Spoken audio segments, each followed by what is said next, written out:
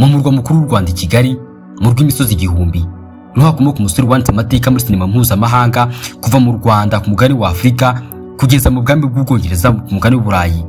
Yitwa Nshuti Gatwa, umusore wamenyekanye muri filime y'uruhererekane ya BBC yitwa Doctor Who, aho Nshuti Gatwa yakinnyemo yitwa Doctor nk'izina ry'umukinnyi mukuru muri iyi filime. Izina rye ritarahabwa umwirabura uwo ari we wese uretse Nshuti Gatwa. Ku itariki 23 z'ukwezi kwa 11 mu mwaka w'1963 nibwo iyi filime y'uruhererekane yitwa Doctor Who yashyizwe hanze itangira kunyuzwa kuri BBC. Kuva muri uwo mwaka w'1963 kugeza mu mwaka wa 2023 nta munyafrika cyangwa se umwirabura uri wahabwa ruri gukina muri Doctor Who yitwa Doctor, kubera ko iyi roli yari yarahariwe abazungu b'Abongereza gusa. Nyuma y'imyaka 30 roli ihabwa abazungu b'Abongereza gusa, Nshuti Gatwa yahinduye amateka aho umukinnyi wa 15 wakiri mu Doctor Who yitwa Doctor nyuma David Tennant wari uhetse gukina yitwa Doctor Who kuri roli ya 14. None ko gukina muri izi filime mpuzamahanga bisaba amashuri ubona ari bonyine kutava kwizima, ni gute ku myaka 32 gusa Nshuti Gatwa yageze kuri urwego? Ni muntu ki? Kubera iki yitwa umunyarwanda ukina mu bwami bw'Ubwongereza? Iki kiganiro cyitwa Isoko y'Ubuvumbuzi, naho ngiye ukibagezaho nitwa Nsengiyumva Olivier. Mbahaye ikaze.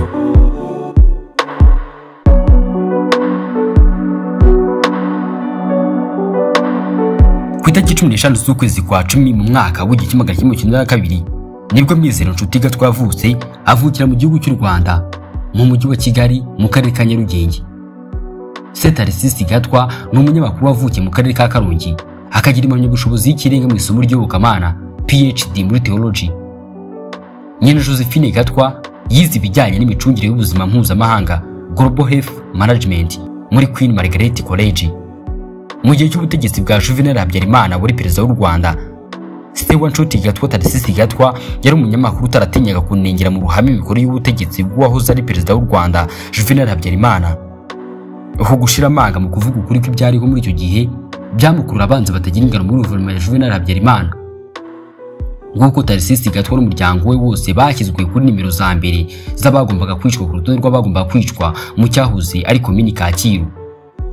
Inshuti y'umuryango Pastor Sylvestre Gatabazi yabwiye ikinyamakuru cyitwa Mail Online ati iyo Tarisisi abataracitse we n'umuryango we babarishwe ku munsi wa mbere wa Jenoside yakorewe Abatutsi muri Mata mu mwaka w'1994. Mu mwaka w'1994 Tarisisi n'umuryango we bahungiye mu gihugu cya Scotland mu gace kitwa Oxgangs gaherereye mu nkengero z'umujyi witwa Edinburgh, nyuma yo kumenya ko bari ku rutonde rw'abagombaga kwicwa rugikubita. Iki gihe Nshuti Gatwa yari akiri uruhinja rw'amezi make, ubundi yisanga ari kunyura mu buzima bw'ubuhunzi. Nyuma y'imyaka 14 bavuye mu nkengero z'umujyi wa Edinburgh berekeza mu mujyi wa Dunfermline.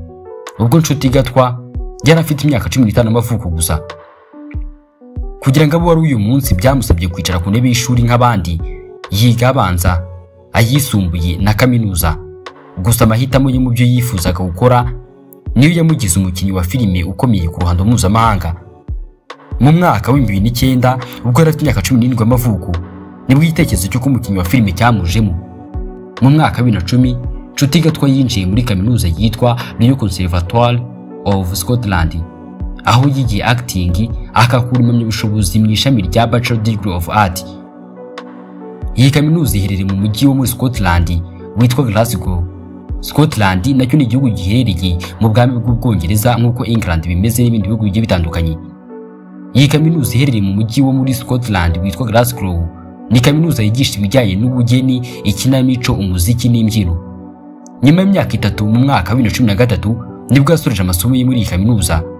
Nyuma yo kurangiza amasomo ye muri iyi kaminuza yatangiye gukina mu nzu z'ikinamico zo mu Bwongereza.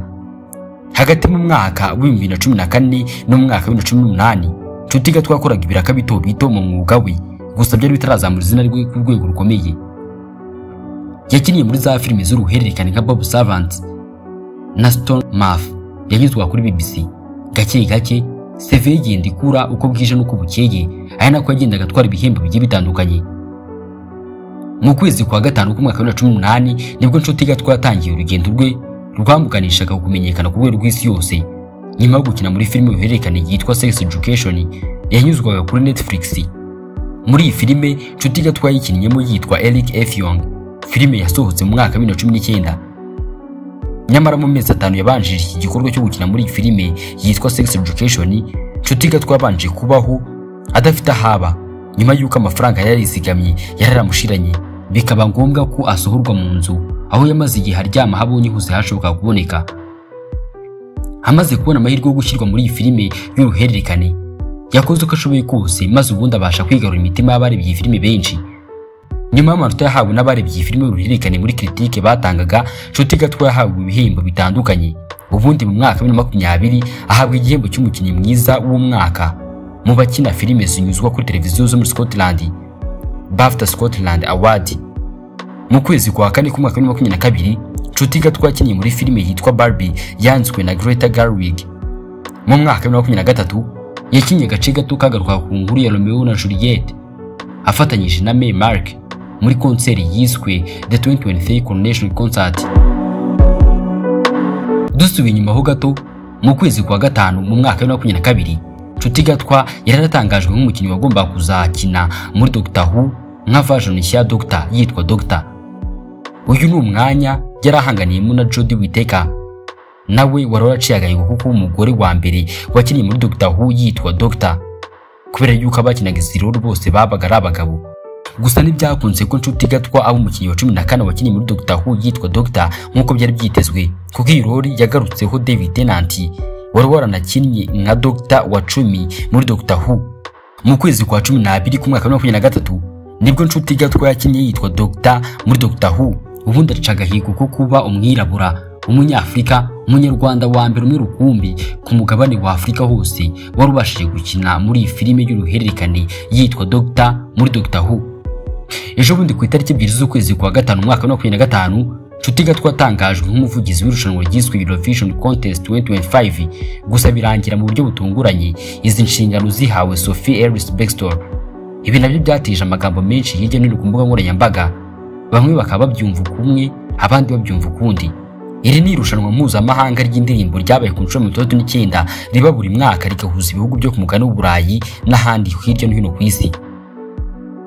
Kuri iyi nshuro ryabereye mu mujyi wo mu Busuwisi witwa Basel kuva ku itariki 13 kugeza ku itariki 17 z'ukwezi kwa gatanu mwaka wa 2025, ryegukanwa n'igihugu cya Autriche cyangwa se Austria. Nubwo Nshuti Gatwa yabonye izina rikomeye ku ruhando mpuzamahanga bijyana na sinema, urugendo rwe muri sinema mpuzamahanga nirwo rworoshye.